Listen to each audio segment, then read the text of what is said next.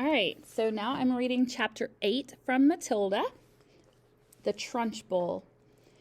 In the interval, Miss Honey left the classroom and headed straight for the headmistress's study.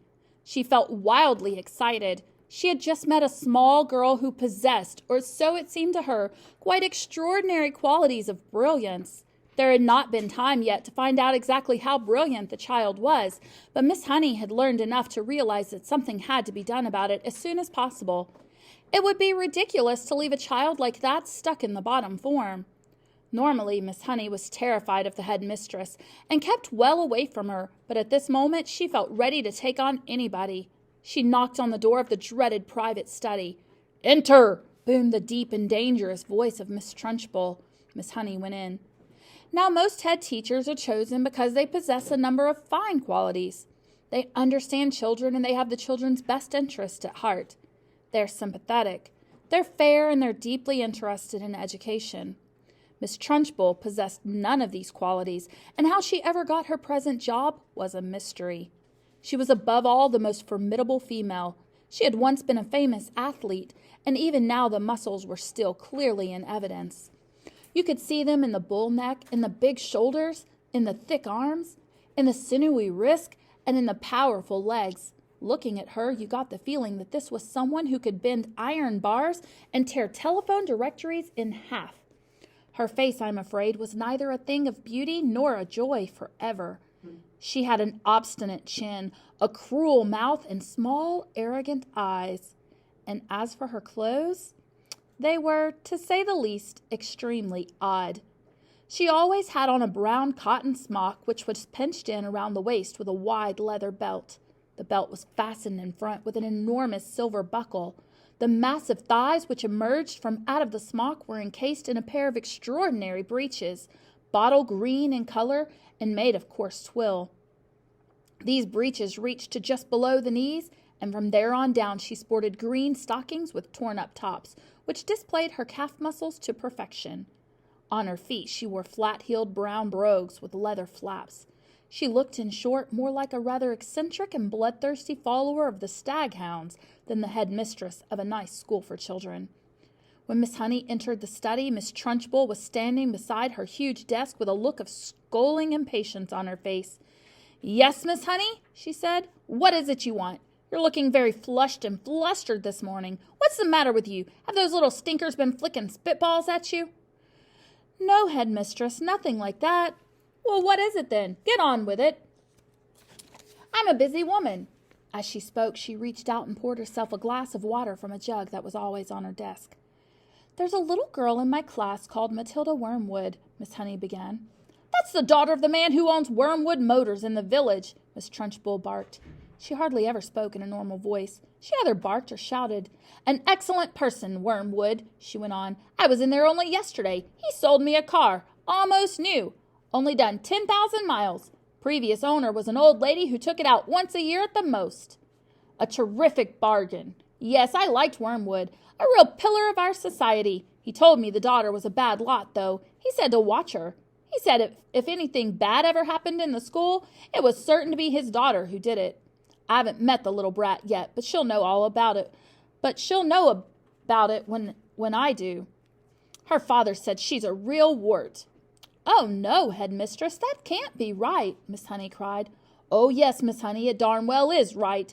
In fact, now I come to think of it, I'll bet it was she who put that stink bomb under my desk here first thing this morning. The place stank like a sewer. Of course it was her. I shall have her for that. You see if I don't. What's she look like? Nasty little worm, I'll be bound. I have discovered, Miss Honey, during my long career as a teacher, that a bad girl is far more dangerous creature than a bad boy. What's more, they're much harder to squash. Squashing a bad girl is like trying to squash a blue bottle. You bang down on it and the darn thing isn't there. Nasty, dirty things little girls are. Glad I never was one." "Oh, Are you sure about that?" "But you must have been a little girl once, headmistress. Surely you were." "Not for long, anyway," Miss Trunchbull barked, grinning. "I became a woman very quickly." "She is completely off her rocker," Miss Honey told herself. "She's balmy as a bedbug." Miss Honey stood resolutely before the headmistress. For once she was not going to be browbeaten. I must tell you, headmistress, she said, that you are completely mistaken about Matilda putting a stink bomb under your desk. I'm never mistaken, Miss Honey.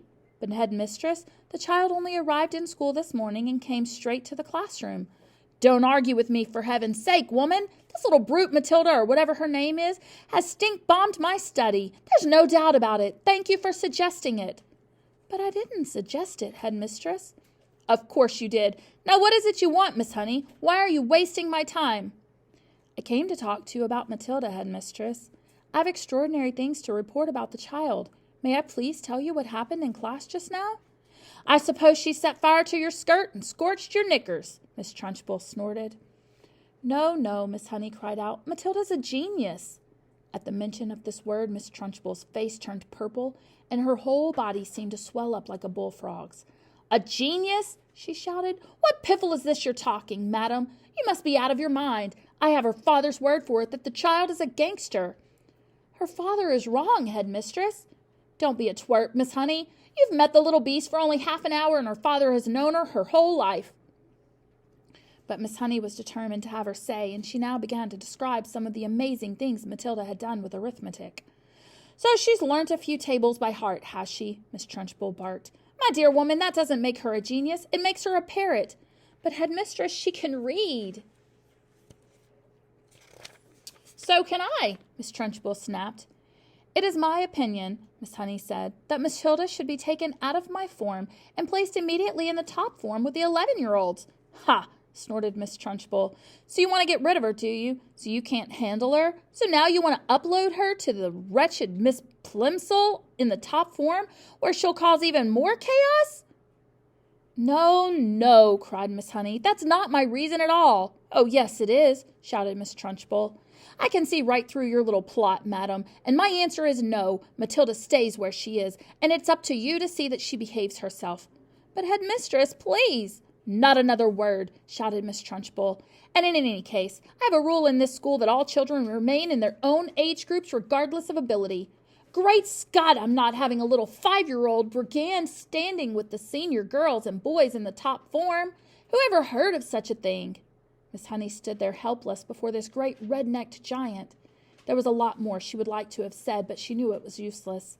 She said softly, Very well, then. It's up to you, headmistress. You're darn right it's up to me, Miss Trunchbull bellowed. And don't forget, madam, that we are dealing here with a little viper who put a stink bomb under my desk. She did not do that, headmistress. Of course she did it, Miss Trunchbull boomed. And I'll tell you what, I wish to heavens I was still allowed to use the birchen belt as I did in the good old days. I'd have roasted Matilda's bottom for her, so she couldn't sit down for a month. Miss Honey turned and walked out of the study, feeling depressed, but by no means defeated. I'm going to do something about this child, she told herself. I don't know what it'll be, but I shall find a way to help her in the end.